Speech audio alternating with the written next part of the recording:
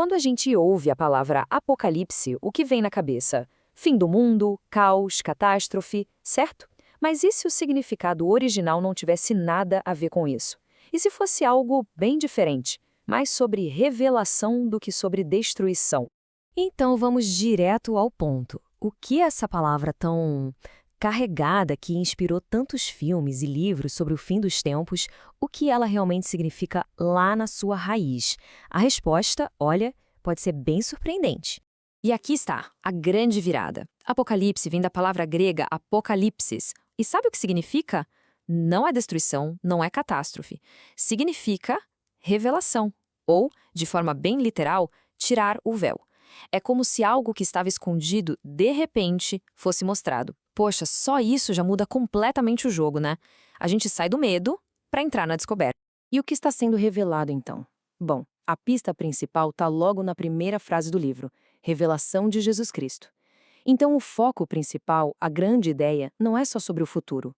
É, antes de tudo, sobre revelar quem é Jesus, em toda a sua glória e o seu papel na história toda. Só que aí vem o paradoxo, né? Se é para ser uma revelação, por que é tão difícil de entender? O livro do Apocalipse é super famoso por ser cheio de símbolos, de mistérios, é um quebra-cabeça gigante. E é justamente por isso, por ser tão complexo, que surgiram tantas formas diferentes de tentar decifrar o que ele quer dizer. Beleza, então como a gente faz para decifrar esse enigma todo? Pensa assim, é como se existissem óculos diferentes para ler o Apocalipse. Ao longo da história surgiram 4 lentes principais, 4 escolas de interpretação. E cada uma delas vai mostrar as profecias de um jeito bem particular. Mas antes de colocar esses óculos, a gente precisa entender um conceito rápido. Uma palavra que soa complicada, mas não é. Hermenêutica. O que é isso? Basicamente, é a ciência da interpretação. É o estudo de como a gente entende um texto. É a hermenêutica que explica por que um mesmo livro pode levar a conclusões mas tão diferentes. Ok, vamos à primeira lente, a preterista. Para quem usa esse óculos, a história já aconteceu. A maior parte das profecias do Apocalipse já se cumpriu lá no passado, sabe? Principalmente na época da perseguição aos primeiros cristãos e com a queda de Jerusalém, lá pelo ano 70. Um símbolo como a besta, por exemplo, para eles era o Império Romano. Simples assim. Agora, a segunda lente, a historicista. Quem vê por ela enxerga o Apocalipse como um mapa da história da igreja. Não é algo que já passou, nem algo que só vai acontecer. É um processo contínuo. Desde o comecinho da igreja até a volta de Cristo, os eventos do livro estariam se desenrolando século após século. Aí a gente chega na lente futurista, que é, de longe, uma das mais populares hoje em dia. A ideia aqui é que a maior parte do livro, principalmente do capítulo 4 em diante, ainda não aconteceu. É tudo sobre o futuro. A besta seria um líder mundial que ainda vai surgir. A famosa grande tribulação de 7 anos também está no futuro. E, por último, a lente idealista. Essa aqui é diferente. Ela não tenta amarrar o Apocalipse a um tempo específico, nem passado nem futuro. Para essa visão, o livro é uma grande história simbólica, uma alegoria da eterna batalha entre o bem e o mal, entre Deus e as forças das trevas. O foco é total nas verdades espirituais que valem para qualquer época. Então, vamos dar uma olhada nesse quadro para resumir. Percebe como é incrível? A gente pega um único símbolo, a besta, e dependendo da lente, a interpretação muda da água para o vinho, de Império Romano a um líder do futuro.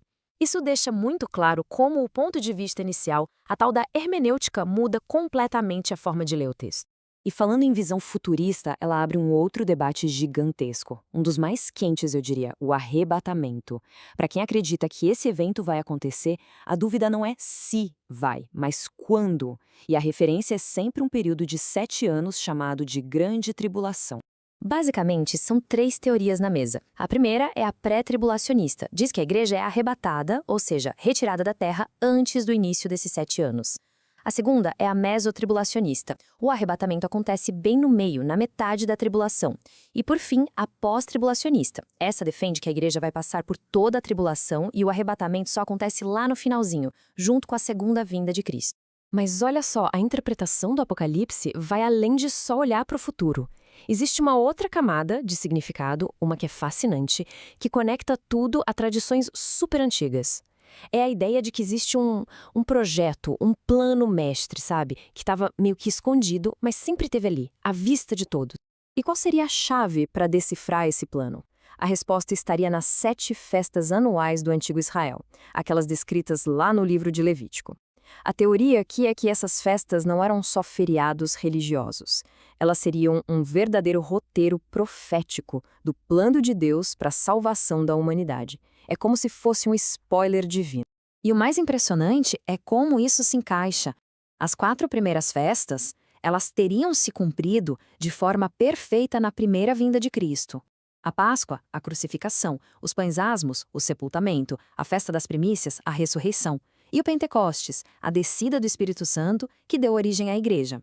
Sobram 3 festas, e a ideia é que elas apontam, então, para a segunda vinda. Mas nem tudo no Apocalipse é sobre profecias grandiosas e códigos escondidos. O livro, na verdade, começa de um jeito bem mais pé no chão, bem pessoal e prático. Ele começa com 7 cartas, endereçadas às 7 igrejas reais que existiam na época. E o ponto é que essas cartas não são só um registro histórico.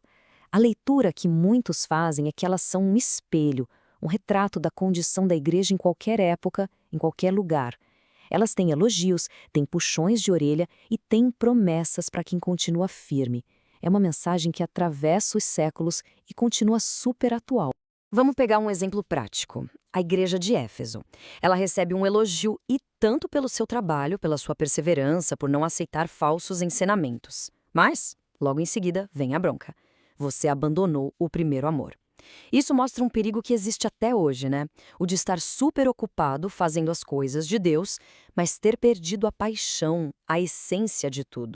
E no final de cada carta tem sempre essa promessa, uma promessa incrível para aquele que vencer. No caso de Éfeso, a promessa é de comer da árvore da vida. É uma forma de conectar a batalha do dia a dia, a nossa luta espiritual de hoje, com a esperança lá do final, com a restauração de tudo. E no fim das contas, depois de passar por todas essas teorias e interpretações, talvez o ponto principal seja este. Essas diferenças todas não deveriam ser motivo de briga.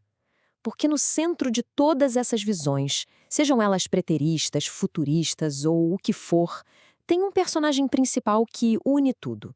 O foco é sempre Cristo. Isso tudo nos leva à grande questão final, né? O Apocalipse é um roteiro do que ainda vai acontecer, um relato do que já passou, ou uma grande metáfora sobre a vida, para a gente aplicar hoje. Talvez a verdadeira revelação do Apocalipse não seja encontrar a resposta certa, mas sim o que a gente descobre nessa jornada de tentar entender.